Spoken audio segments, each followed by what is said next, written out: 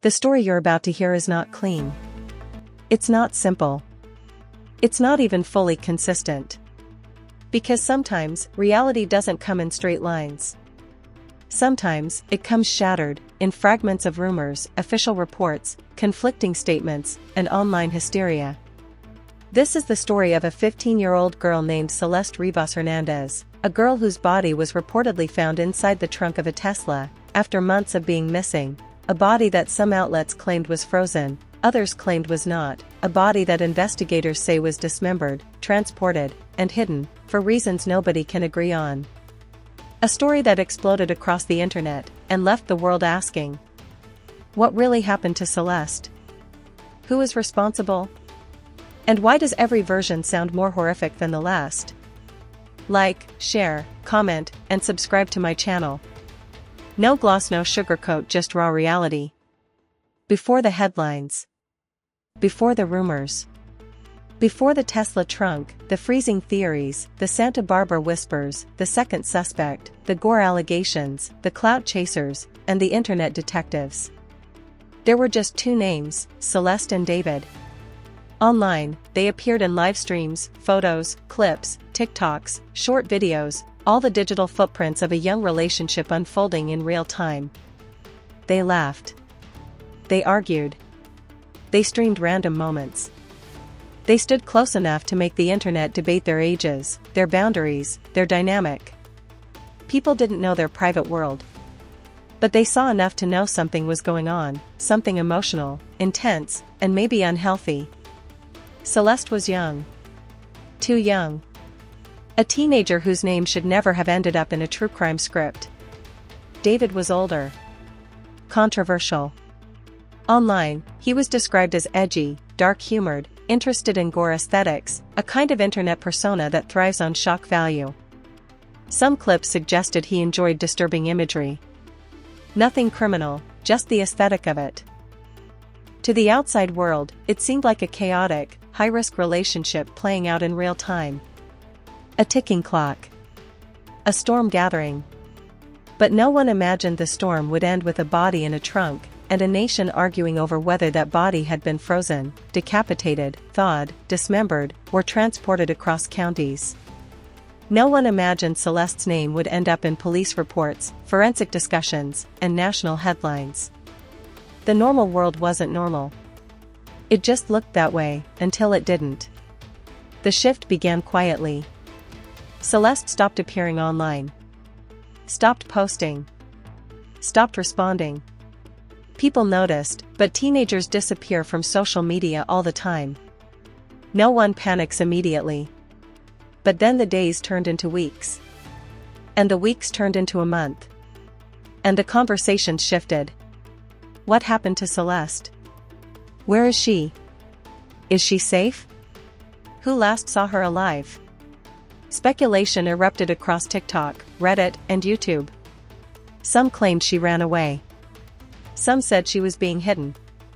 Some accused David of isolating her. Then rumors surfaced. She might be pregnant. She might have overdosed accidentally. She might have been trying to expose the relationship. She might have threatened to speak publicly.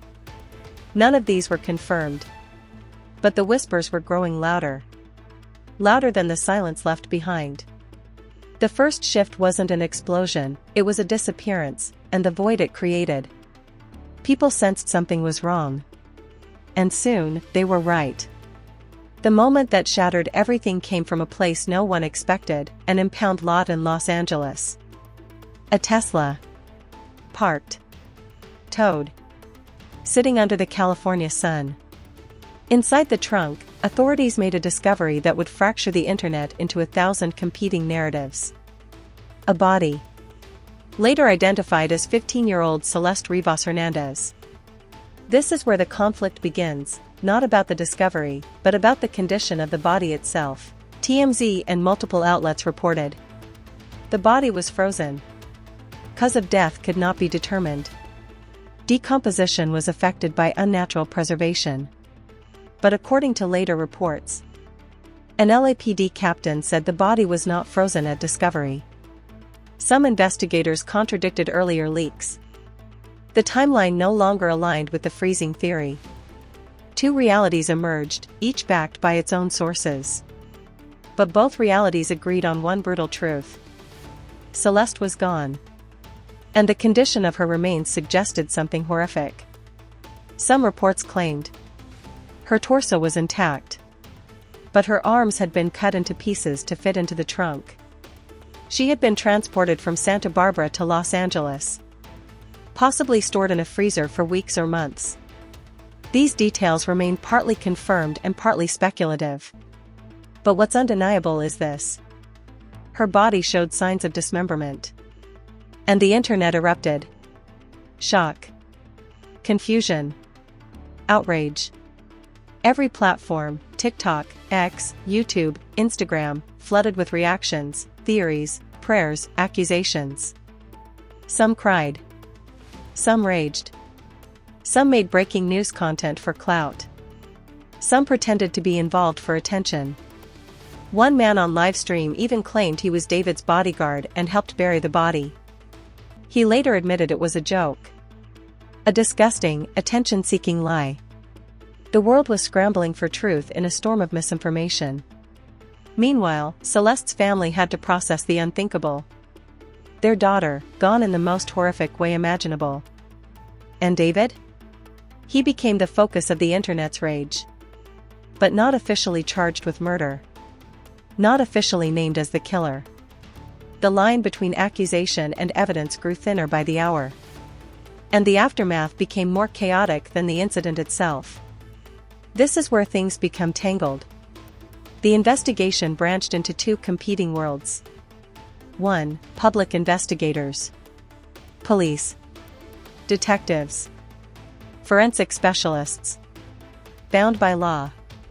Bound by evidence. Bound by what can be proven. 2. Private investigators and internet sleuths. Whistleblowers. Commentators. Online detectives.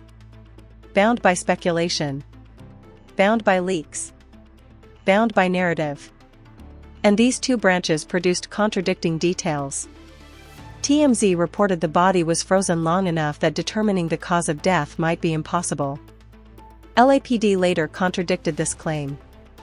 Some forensic commenters suggested a body could remain cold in a trunk for extended periods after freezing. No consensus. Multiple reports, some confirmed, some alleged, stated the torso was intact. The arms had been cut. Limbs appeared altered to fit into a confined space.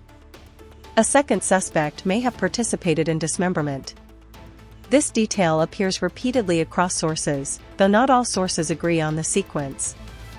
Investigators believe Celeste died months earlier. Her body was moved from Santa Barbara to Los Angeles. The Tesla carried her remains for a period. The trunk remained closed long enough for the decomposition to advance. But the motive? The exact date? The cause of death? Still unclear. Instead, here's what is known and what is still alleged. Known information. Celeste is dead. Her body was found in David's Tesla. Her remains showed signs of dismemberment. She had been missing for months. LAPD is investigating both David and a second suspect. Alleged information. The body was frozen. She was decapitated. She was killed in Santa Barbara. She was transported long distances. A freezer was involved. Songs on David's album referenced the crime. A secret partner was involved. The internet views David as guilty, even without charges. Public pressure is increasing on LAPD. Forensic limitations make determining a cause of death difficult. The case may become one of those infamous tragedies where the truth is forever divided between what was proven and what was believed. As for David, people have said, if it were anyone else, he'd already be charged. But legally, a body in his trunk does not automatically equal murder. Prosecutors need a cause of death, and without it, charges become complicated. This is where justice gets messy. This is where rage and law collide. This case forces you to confront an ugly truth. Sometimes justice isn't swift, Sometimes answers don't come clean. Sometimes the world watches a tragedy unfold with no closure, no certainty, no final chapter. Celeste was a child. She deserved protection. She deserved time. She deserved a future. Instead, she became a headline, and then a debate, and then a conspiracy theory. And somewhere between the rumors, the reports, the live stream clips, the speculation, the freezing theories, the Santa Barbara whispers, the cloud-chasing confessions, and the online sleuths, the humanity of her story got buried. But behind every rumor, behind every theory, behind every accusation, there was a girl. A real girl. With a real life. And a real death that deserves justice. Maybe one day, the investigation will reveal who did what, who helped, who watched, who stayed silent. And maybe one day, the people responsible will face the consequences they deserve. But today? All we have are the pieces. The contradictions. The horror. The questions. And the memory of Celeste Rivas-Hernandez. A girl who never should have become the center of a case this dark, this chaotic, this devastating. This is raw reality. No gloss, no sugarcoat.